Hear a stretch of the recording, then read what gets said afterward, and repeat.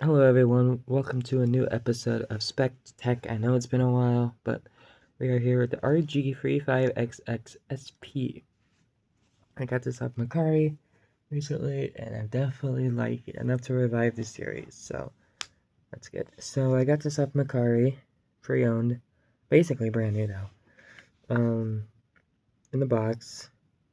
Came with this case, which I don't really see myself using too much, but it's good to have, I guess, just in case. Let me put it in here. See what it looks like, the case in there. Actually, I haven't put it in there yet. There. Really snug, I guess. I don't know. It's pretty heavy.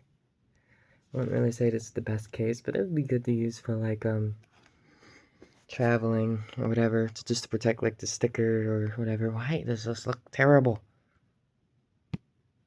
Oh my god, I can't record with this fucking phone. I'm using a new phone and it is terrible to record with. Absolutely terrible. Um, yes. I'm gonna go through with it though, because why not? Don't feel like getting another phone. I'm pretty sure it's dead. But I wanna do this now. So this thing has two SD card slots, which is one is for the operating system, which you can install multiple different ones or just use the default. And there's this one has all your games on it. But you can actually use the internal, the first one, for all your games too, which is not really recommended. And is a headphone jack, which is something that was not on the original SP. So definitely an upgrade there. The volume buttons are nice and clicky, which is definitely going to be a theme with this product. It is not a slider like the original SP, which I think is a good thing. Buttons are more reliable, and you can't accidentally like slide it. There's no link cable port, but we have a mini HDMI out and a USB-C charger. I do kind of wish the the power thing was like a switch, like on the original, because this is just satisfying. But hey, you do know that this at least on this one, it gets kind of stuck sometimes, which is a bit unfortunate. And there's a reset button in case everything goes wrong and you can't get out of something, it just resets it. So I put a little pony sticker on here. I just think it's cute. I'm allowed to. I'm gonna flip this sucker open, and it's running Windows. No, I'm just kidding. This is a theme. I'm using MUOS. All the buttons are the same as the original layout with the addition of XY and L2, R2, which can be used as like hotkeys and everything. The brightness button is replaced by a menu button. Still have the same speaker design, it's the same start and select. The D-pad looks pretty similar. The thing is definitely a lot chunkier, bigger. Both still have the same LED, which is nice. But we'll come back to this in a few minutes. So this thing is basically running a really, really, really run down version of Linux, like stripped down. It has like a bunch of open source stuff on here that obviously wouldn't have on a regular GBASP. Like you get Moonlight, so you can like stream your gaming computer to this thing in case you're like one of those morons that does that. Play PSP games, point and click games, music player, a clock, even an archive manager, which you can put if you put like a ROM set on here, as long as you have double the space, you can literally just let this thing extract it, which is kind of a neat little feature. There's a file explorer, which I guess I'll show because why not. This thing has like a gigabyte of RAM. Came with a 64 gigabyte card, which was junk from the box, so I didn't really use it. I just moved my stuff from my Mew Mini Plus directly over, and now this thing doesn't want to load its file manager for some reason. Oh, there it is. It's the file manager, which is helpful, I guess, for certain things. So these buttons are very clicky, extremely clicky. A lot of people have complaints about them, but I mean the original GBA's buttons were also clicky.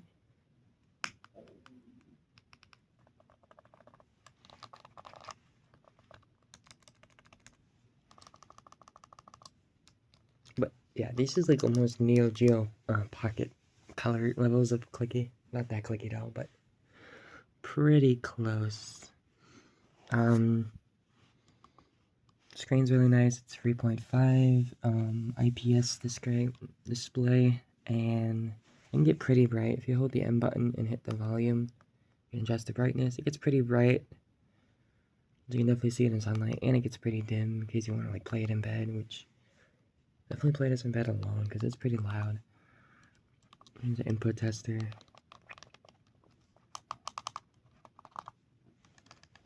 L2, LT. It's weird it shows up as LT, not L1, L2. I'm pretty sure this is supposed to be like a kind of like a Xbox 360 kind of mapping. So yeah, this thing runs a A5 free Cortex, which is I guess cool. Has a gig of RAM. Has a 3,330 milliamp hour battery, which from my usage of this thing so far in the past couple days, the battery life is okay.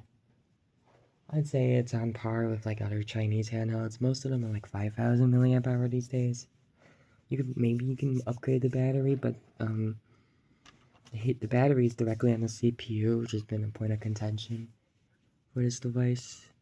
I mean, the original SP is also like that, but the original SP doesn't use as much power, and it's a very lightweight system because it only plays GBA games, which are very low power needed. So this thing can definitely get a bit hot.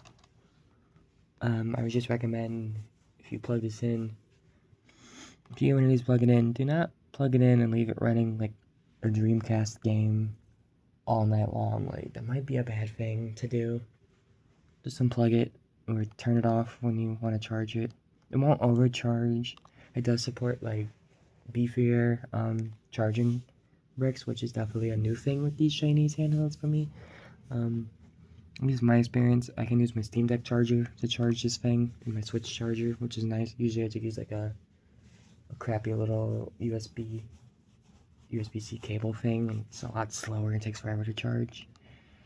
So that's nice. Let's get at some games. We're gonna compare it to the SP here in terms of like screens or whatever. I have a multi-cart in here right now, but we're just gonna switch this one on. This is not the backlight model. This is the frontlit model. I have the sorry, this is AGS 001. This is my childhood SP. So it doesn't exactly have the best screen. I'm just gonna load up a random game here. I'm gonna load up Sonic Advance free. Let's go to that here.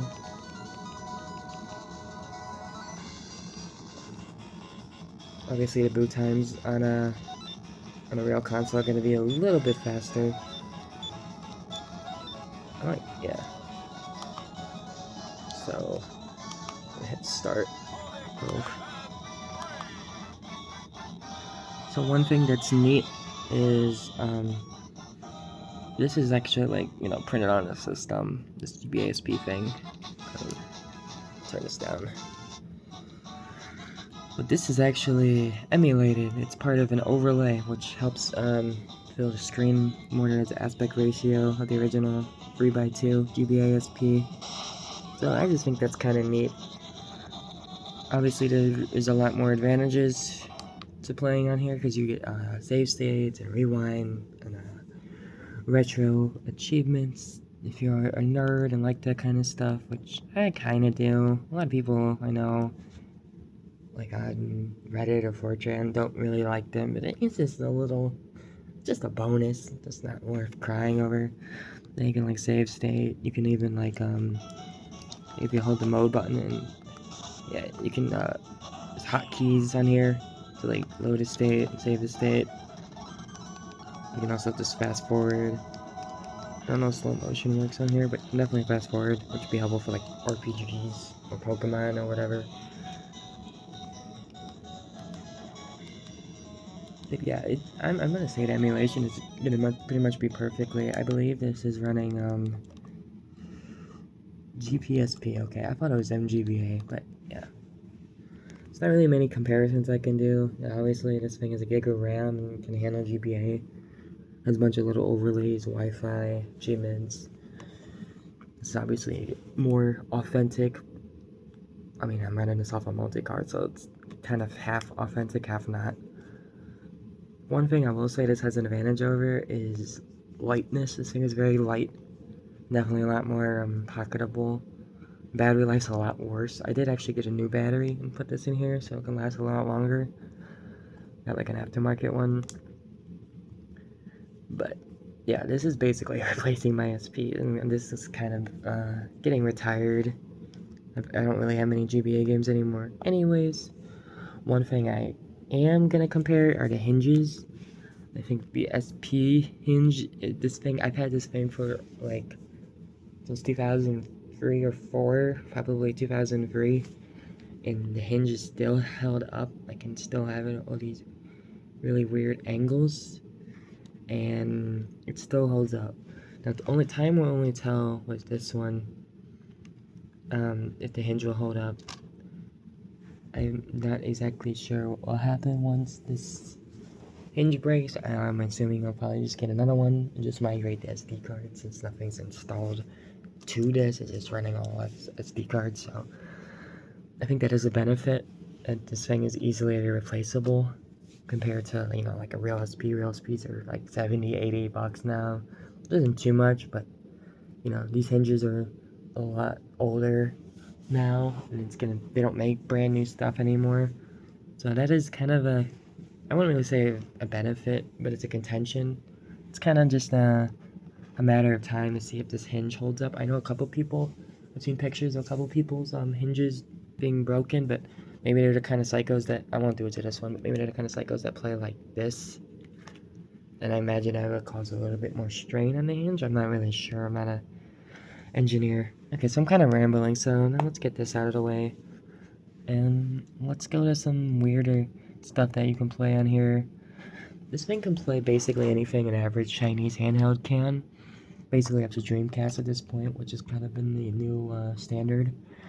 This thing can run Linux PC games, like I've been playing Balatro for the first time on here. I can run Vice City, Shovel Knight, Mario 64, Sonic Mania, Trevor's Revenge, which I haven't gotten to working yet, Until Yellow. All kinds of interesting ports. Just go to Portmaster's website to see a lot of them. I'm not gonna bother opening up for this video, it's already long enough. This thing can run CDI games, not very well. But if you ever want to see Hotel Mario's intro cutscene on a on a GBASP, I guess. I mean, this is definitely something that exists. Boot time is a bit long, but there's only one core for this, unfortunately, so that doesn't mean you can really get much performance boost out of it. The run's kind of bad, but I mean, you're not buying this to play CDI games. You're buying it to play GBA and maybe Game Boy games. Yeah, these buttons are kind of loud. But yeah, there's funny Hotel Mario. Nice of the princess to invite us over for a picnic, eh, Luigi? I hope she made lots of spaghetti. Beautiful. So there's other reviewers out there that have more like benchmarking videos on what this thing can do. Obviously, this OS is probably getting updated somewhat frequently. I didn't actually look to see when the last update was. I know Portmaster gets updated all the time. I literally had an update for it today. One thing I will say about this compared to Mio Mini, which I would grab and put the SD card in, but this is the SD card for it, so Mio Mini has a better sleep mode functionality because it has like it's OS, Onion OS. Lets you have like a game switcher that you can switch between, and when you go to sleep and load it, you can automatically have the game load right where you left off. That is a feature on here, but it's not as convenient in my opinion. But you can, for example, if we go here, just load up a random game here. Bust a Move Millennium. You can close it, and when you open it back up, it'll still be there. like you can make it you can actually edit how closing the lid does. You can have it directly shut it off. You can have it, I think you can have it like save a state maybe. I'm not 100% sure. I don't know if I have this set up, but if I like just quit and load back into it, it should automatically resume right from that menu. Yeah, kind of, I guess. But yeah, you can have it set to put in sleep suspend mode and leave a little vibrate. That way I know that it did that, which I think is just a nice little bit of feedback. And you can open it up and there it is. So you can do that with higher demand systems too, but I did have an issue with a Dreamcast game with it that I went put it in sleep mode and I opened it back up and like all the audio was kind of choppy and messed up. So maybe on higher end games you can probably just quit out of the game. Make a save saying quit out, probably be easier. We're gonna see what that happens here. I'm just gonna boot up Crazy Taxi, the arcade version, and Go ahead and pick Axel. All right, let's we're get it gonna on. see if it fucks up. Hey, Okay, wait, and then crazy money, are you ready? Here we go. yeah, see, it did do it. So yeah, I would not, it completely froze. I would not recommend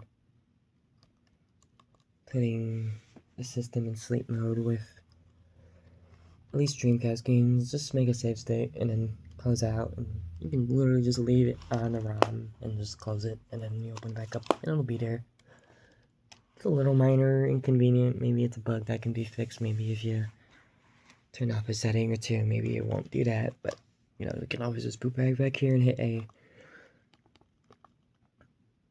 And obviously you can download games and stuff on here, like Report Master. There's a bunch of ready to run games. There's a bunch of themes and stuff too. I have it set where you can every time this thing reboots, it'll load up a random theme. I just downloaded every single theme they had. So you get a little variety in the UI every time you boot it up, which is kind of nice. I do like the random theme option. There are other OSs for this, and I haven't really tried them yet. I might experiment with them. Currently, I'm just chill with this one. This is not Onion OS, that's just the name of the SD card.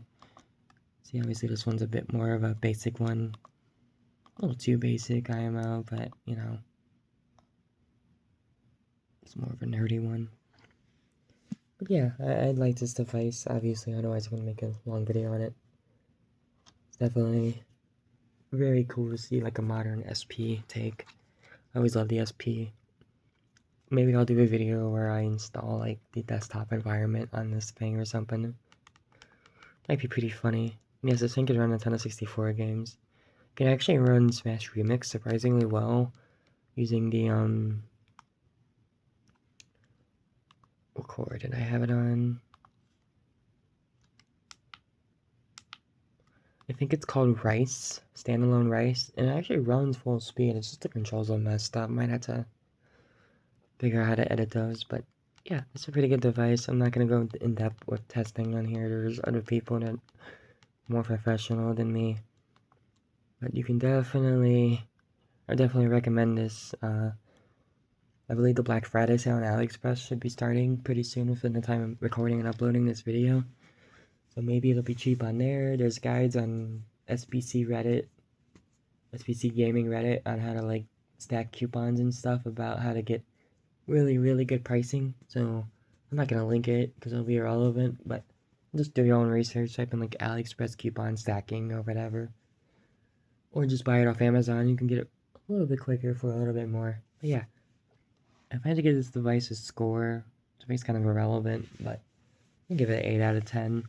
The having a headphone jack's pretty nice too. You can also watch like MP4s and play MP3s off this thing, so you can have it be a little media player too.